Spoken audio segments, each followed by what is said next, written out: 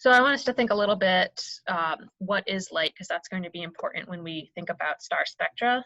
And so from some historical references, in the 17th century, Isaac Newton argued that light was composed of particles, where Huygens then said, well, maybe it's a wave. And then in the 19th and 20th century, James Maxwell, Thomas Young, Einstein, they said, you know what? It's both. It all depends on how you observe it. So there's some quantum mechanics in there. Lots of fun. So one thing that we can do with light, and this was based on Einstein's 1905 when he calculated using the photoelectric effect, the energy of a particle of light. And for some reason, photon got really small in there, but that's okay. Photons are small, even massless. So one of the ways that you can calculate the energy of a photon is you use a constant, h, Planck's constant, times the speed of light divided by the wavelength of light that you're looking at. And this is something we'll see in this tutorial.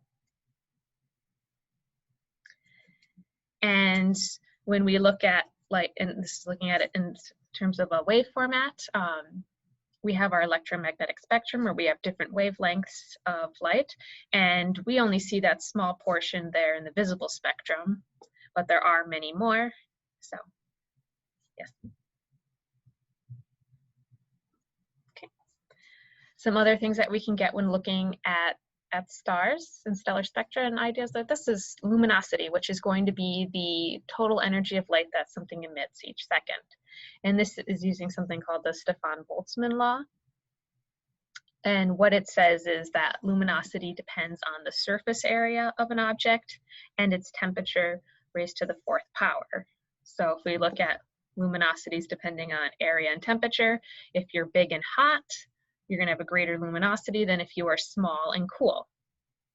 And there's a reason why I made hot blue and I guess I'd have made small red. Maybe I should have made cool red. That's okay. It has a reason. Okay.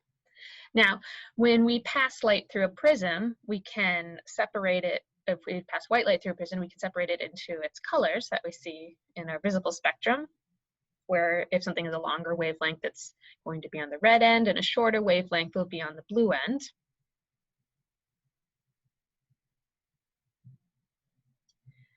And you can imagine if you were to take a photograph of a star cluster, it might look something like this. This is not a real photograph of a star cluster. This is just a bunch of dots I put onto a black background and called it a photograph of a star cluster. It's not really a photograph of a star cluster. But if I were to take a spectra of these, of a star cluster, now this is something that's real, it might look something like this. And we're seeing all of those fun colors. So how do we get that? Or let's think about those colors first, actually, when we're looking at those red and blue objects. If you were to imagine lighting a piece of metal with a blowtorch, and we were to say if this piece of metal was glowing red or yellow or blue, which one of these is the hottest? Well, hopefully nobody knows from personal experience, but the blue one is actually hotter, so that it's increasing towards blue. And that is why I made the mentioning something that was big and hot before blue, and something small and cool with red. Okay. Now we'll go back to putting a star through a prism, and let's say that we're going to go measure how much of the light we have here. So I've got a detector here, I've got some light, and yes, this is exactly what stars look like. They are circles with triangles coming out of them. They also wear sunglasses, and then this light goes to the prism. We're going to have all these colors separated, and let's say we're measuring blue. We have 81 metric units of blue. And those metric units are arbitrary units. Now let's look at green. We have 85 arbitrary units of green. We could look at yellow, 83. So that's less than green. Orange, 78. Red is 70. And if I were to map these all together, I could create this curve, which is our Blackbody curve. And we look at that, we peaked the most in green, so we could say, all right, this peaked in green, and it turns out that is related to an object's temperature. Much like when we were heating the metal, something that was bluer was colder, and something that was redder was cooler. So if we take that Blackbody curve, and we look at the peak, we get a sense of an object's temperature. So temperature and color are related to each other.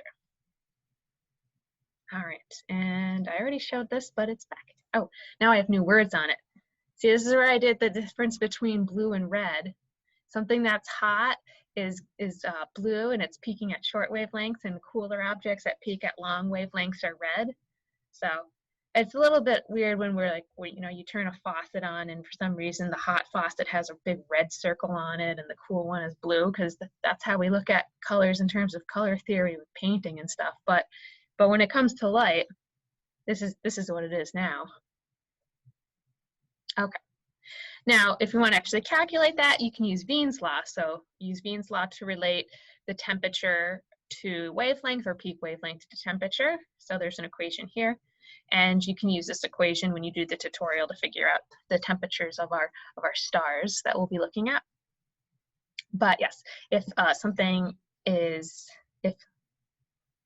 if it has a higher temperature, it has a shorter wavelength, and vice versa, because these are inversely proportional to each other.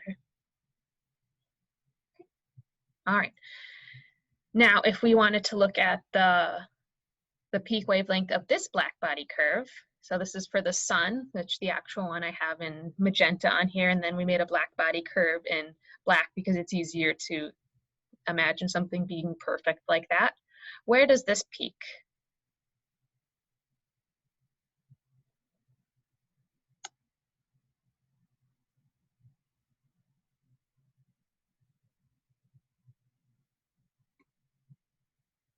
Yes, thank you, Portia. It's peaking around green. So if I were to go use Wien's law, I could then say, well, that means the sun is going to be about 5,800 degrees Kelvin. Cool. So we see that it's peaking down towards, it's peaking in green. Most intensity is in the green-yellow parts. However, when we look at the sun, it's going to appear white, maybe a little yellow depending on how you view it. Or if you were to draw a picture of the sky with crayons, you'd probably use a yellow crayon for the sun because it's hard to make a white sun on white paper. But when we look at the sun, it appears white. And the reason for this is because we have nearly equal amounts of each of the colors present. So when all of those colors combine, it's going to appear to be white light to us. Okay. All right. Now, some other things we can do is get a sense of the different elements that produce some spectral lines for something. And there's a little cartoon here of someone pouring a spoonful of salt onto a flame and letting the light go through a prism, because we do that all the time. And we get these nice spectral lines printed. Now, there's different types of spectrums that you can create. If we have a hot, dense energy source like this smiling light bulb, and we pass that through a prism, we get a nice, beautiful, continuous spectrum. If we had some kind of low-density gas cloud, much like when we were putting the salt through the flame, we run that through prism, we get these emission line spectrums. But if we have a hot, dense energy source that has a cooler, low-density cloud around it, then we get these nice absorption lines. So then we get the rainbow with the black lines. And let's think about that when we go back to stars. This is the sun spectrum. So when we look at that, we can see that it looks nearly continuous, but there are these black lines on there. So it is an absorption spectrum. And that's because our sun has an atmosphere. And as it turns out, all stars have atmospheres. So all stars are going to produce these dark line absorption spectra. So that's pretty fun.